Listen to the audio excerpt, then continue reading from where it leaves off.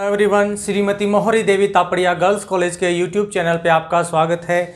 आज हम chemistry class में जो टॉपिक आपके डिस्कस करने वाले हैं वो आपके हैं कोलाइजन डायामीटर या अपन कहें सिग्मा एक्सप्लेनेशन। कि आज का अपना जो वीडियो है इसमें अपन देखेंगे कि भी आपकी एक तो जो टक्कर आपके व्यास है वो क्या होता है, और साथ में देखेंगे कि इसमें सिग्मा एक्सप्लेनेशन क्या होता है, और साथ में अपन कहें कि भी इसमें जो आणविक व्यास है वो भी क्या होता है। तो इसके आधार पर अपन क्या करेंगे, किसी भी जो गैसीय अणु है उसके लिए अपन आज जो है कोलाइजन डायमीटर या सिग्मा एक्सप्लेनेशन देखने वाले हैं। देखिए यहाँ पर क्या बताया गया है कि जब कोई गैस के दो अणु आपके एक दूसरे के नज़दीक आते हैं, कि भाई दो गैस के अणु हैं वो परस्पर क्या आ रहे हैं, निकट आते हैं। तो जैसे जैसे वो निकट आते हैं एक स्थिति ऐसी आती है जहां पर उन दोनों के मध्य क्या होती है, टक्कर होती है। ठीक है, कि भाई दोनों अणु पहले दूर दूर हैं और फिर निकट आएंगे, और निकट आकर एक ऐसा बिंदु आएगा जिस पर उन दोनों के मध्य क्या होती है, टक्कर होती है। और क्या बताया गया है कि इस बिंदु की यह एक ऐसी दशा होती है या ऐसा अपनी ऐसी स्थिति आती है कि जब क्या देखने को मिलता है कि पहले तो वो क्या हो रहे थे, निकट आ रहे थे, लेकिन फिर वापस वो दोनों विकर्षण के कारण या कह दें प्रतिकर्षण के कारण क्या है, वापस एक दूसरे से वापस दूर हटने लग जाते हैं। और अपन बात करें कि भाई आपका अणु है वो जिस बिंदु पर आपके निकटतम अवस्था में आता है, कि वो सबसे जो नज़दीक की अवस्था है उसमें वो क्या होता है, आकर स्थित होता है। तो यहाँ पर क्या देखने को मिलेगा कि जब वो विकर्षण कर रहा है तो यहाँ पर इनकी दूरियां वापस क्या होती है, लगातार बढ़ती चली जाती हैं।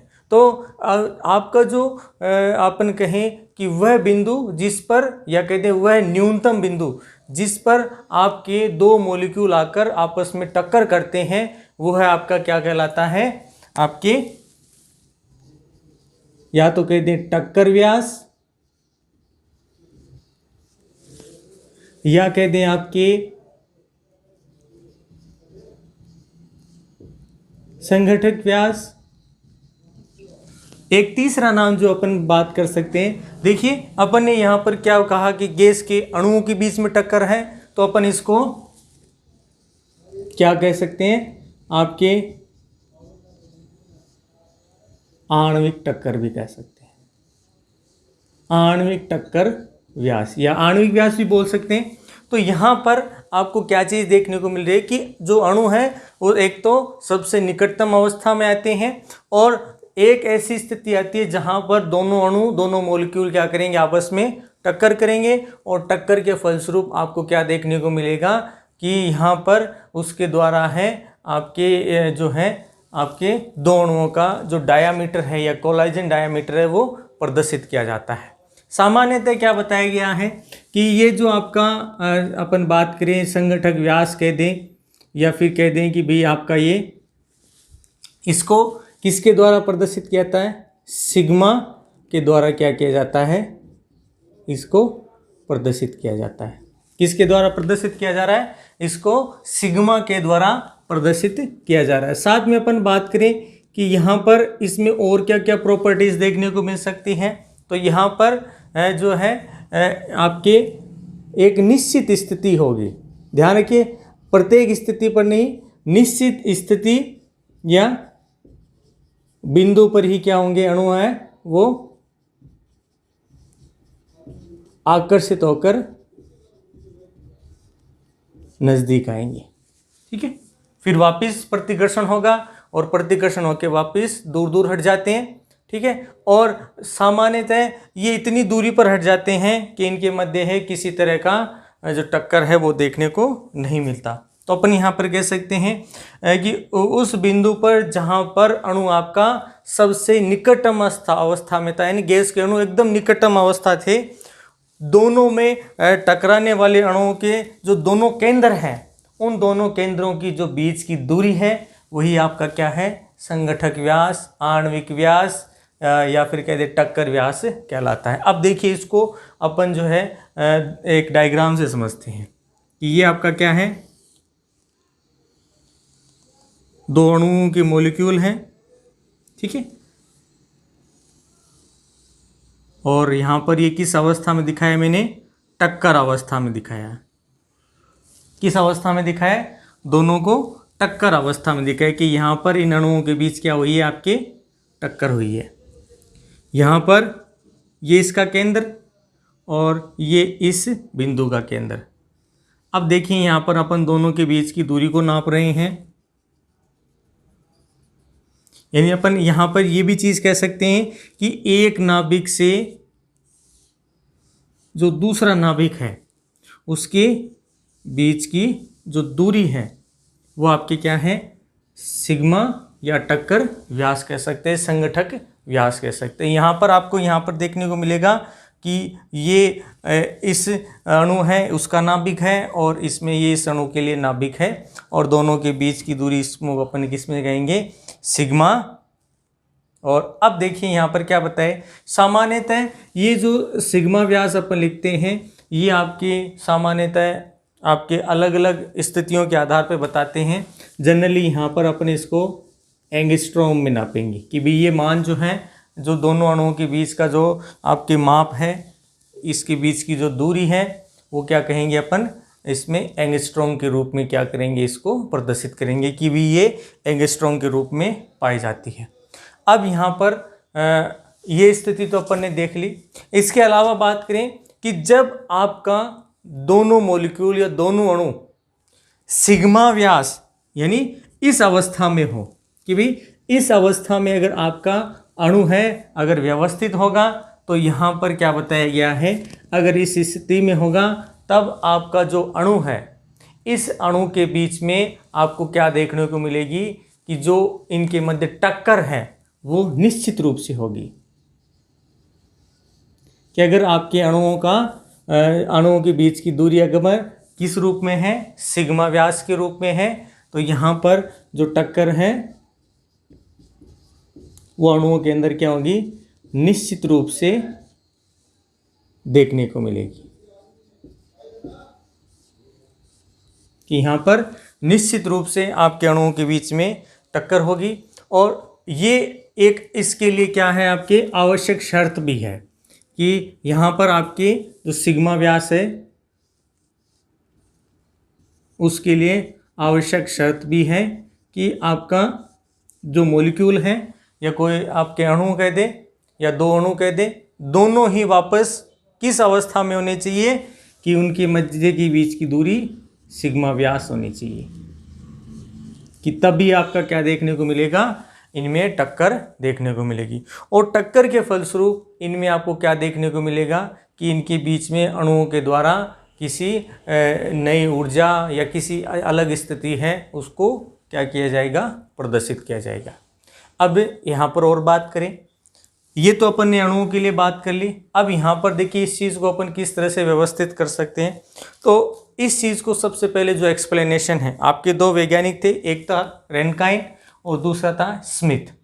रेनकाइन और जो स्मिथ हैं उन्होंने सबसे पहले क्या है कि इसके बारे में जो अपना एक्सप्लेनेशन दिया कि आपका जो सिग्मा व्यास है वो किस तरह से प्रदर्शित किया जाता है और आपके जो कौन कौन से अणु हैं उनके लिए किस तरह से ये जो मान है वो आपको देखने को मिलेंगे। तो यहाँ पर अपन बात करें,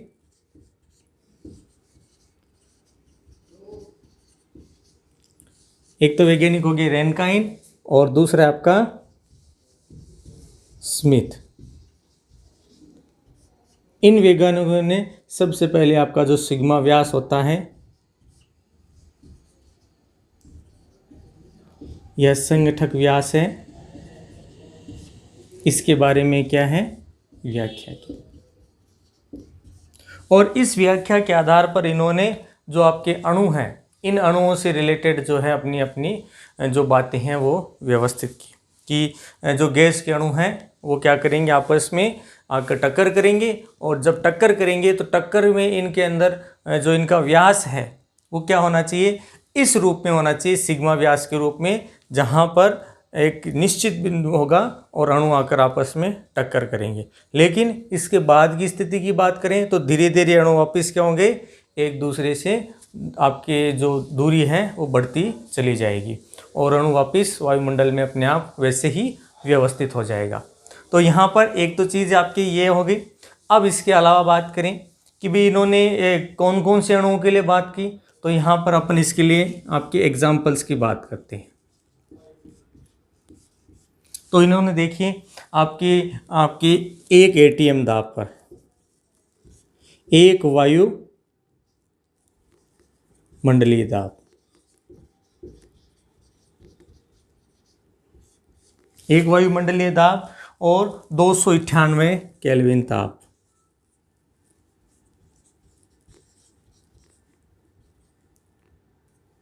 केल्विन ताप पर इस पर क्या किया इन्होंने, जो अलग अलग मॉलिक्यूल हैं, जैसे आपका एक मॉलिक्यूल है हाइड्रोजन, इसके लिए ज्ञात किया। आपकी हीलियम के लिए ज्ञात किया, आपकी नाइट्रोजन के लिए ज्ञात किया, और आपके जो ऑक्सीजन है उसके लिए भी ज्ञात किया। किसके लिए? नाइट्रोजन और ऑक्सीजन, कि इन अणुओं के लिए कि आपके क्या देखी, जो टक्कर व्यास है, टक्कर आपके जो संगठक व्यास है उसके बारे में है, आपके स्मिथ और रेनकाइन ने इससे रिलेटेड आपकी जो एक्सप्लेनेशन है दिया। अब यहाँ पर देखिए बात करें अपन, सबसे पहले इसी में हाइड्रोजन मॉलिक्यूल के लिए लिखें। क्या आपका जो हाइड्रोजन अणु है, ठीक है, इस हाइड्रोजन अणु के लिए जब इसकी संगठक व्यास की दूरी देखी तो इसमें आपकी जो व्यास है वो 2.73 एंगस्ट्रॉम है, वो इसके लिए प्राप्त होता है। किसके लिए? आपके हाइड्रोजन के लिए 2.73 एंगस्ट्रॉम है, वो मान आपको देखने को मिलता है। इसके अलावा बात करें अपन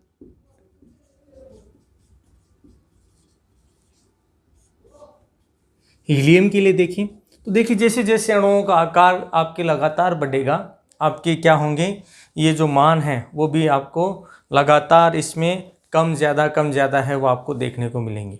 तो यहाँ पर अपन बात करें हीलियम के लिए 2.81 एंगस्ट्रॉम। इसी तरह से अपन बात करें आपका जो नाइट्रोजन है,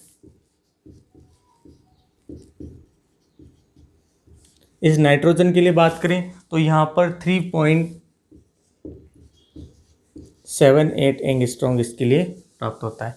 और लास्ट ऑक्सीजन के लिए बात करें तो ये आपका यहाँ पर जो है 3.58 एंगस्ट्रॉम जो आपका डायामीटर है वो आपको क्या करता है यहाँ पर देखने को मिलता है। मतलब यहाँ पर अपन ये चीज़ कह सकते हैं कि जो आपका सिग्मा एक्सप्लेनेशन क्या है कि जब कोई दो मॉलिक्यूल या दो अणु आपस में इस तरह से आपस में आकर नज़दीक ऐसे टक्कर करते हैं, या ऐसा बिंदु जहाँ पर दो मॉलिक्यूल आकर अपनी जो टक्कर है वो करते हैं, तो वह आपका क्या कहलाता है? सिग्मा, या कह दें कोलाइजन व्यास कह दें, या फिर कोलाइजन आपके संगठक कह दें। तो ये इसमें आपका आणविक व्यास है, इसमें 2-3 नाम से भी क्या किया जाता है, जाना जाता है। और साथ में बात करें कि इन्होंने जो है किस रूप में लिया? एंगस्ट्रॉम के रूप में लिया। ध्यान रखना है, देखिए ये मैंने जो मान लिखे हैं सारे क्या हैं? एंगस्ट्रॉम में ही आपके इसमें प्रदर्शित किए हैं। तो एक चीज़ ये ध्यान रखनी है। और साथ में अपन बात करें कि जहाँ पर आपके दोनों अणुओं का सिग्मा व्यास है वो आपको देखने को मिलता है, तो यहाँ पर अणुओं के बीच टक्कर होगी निश्चित है, ये कि यहाँ पर आपको टक्कर देखने को मिलेगी। आपके और किसी प्रोसेस के अंदर ये चीज़ आपको देखने को नहीं। साथ में बात करें कि भाई आपके एक निश्चित दूरी के बाद, आपकी बिंदु के बाद जो अपन ने अभी डिस्कस किया है, इसके बाद वापस अणु क्या है? आपस में दूर दूर हटने का प्रयास करने लगे, मतलब दूर दूर हट जाते हैं, जिससे क्या है कि इन दोनों के मध्य की जो दूरी है अपन उसको बता सकते हैं कि इस बिंदु पर ही टक्कर हुई है। तो ये आपके इसमें था। और फिर बात करें कि आपका जो रेनकाइन और स्मिथ है उसने क्या किया? जो आपका संगठक व्यास है उसकी सबसे पहले व्याख्या की, जिसमें उन्होंने एक वायुमंडलीय दाब और 298 केल्विन ताप पर क्या किया, हाइड्रोजन अणु उसके लिए आपका देखा तो 2.73 एंगस्ट्रॉन्ग आया, हीलियम के लिए देखा तो 2.18 एंगस्ट्रॉन्ग आया, इसी तरह से ऑक्सीजन के लिए बात करें 3.58 एंगस्ट्रॉन्ग, और लास्ट एक आपका जो नाइट्रोजन है 3.78 एंगस्ट्रॉन्ग है, जो वैल्यू है वो आपके इसमें प्राप्त होती है। तो ये था डियर स्टूडेंट आपके कोलाइजन डायमीटर सिग्मा एक्सप्लेनेशन, या फिर कह दें आपका टक्कर व्यास कह दें, आणविक व्यास कह दें, ठीक है। तो इससे रिलेटेड आज का जो अपना वीडियो था, आई होप यू आज का वीडियो आपको पसंद आएगा। वीडियो को लाइक करें, शेयर करें और इससे रिलेटेड आपके नोट्स बनाते रहें। और एग्ज़ाम के हिसाब से बात करें तो एक बहुत इंपॉर्टेंट टॉपिक है, तो इसीलिए आप इस वीडियो को अच्छे से देखें और इस वीडियो देखने के लिए धन्यवाद।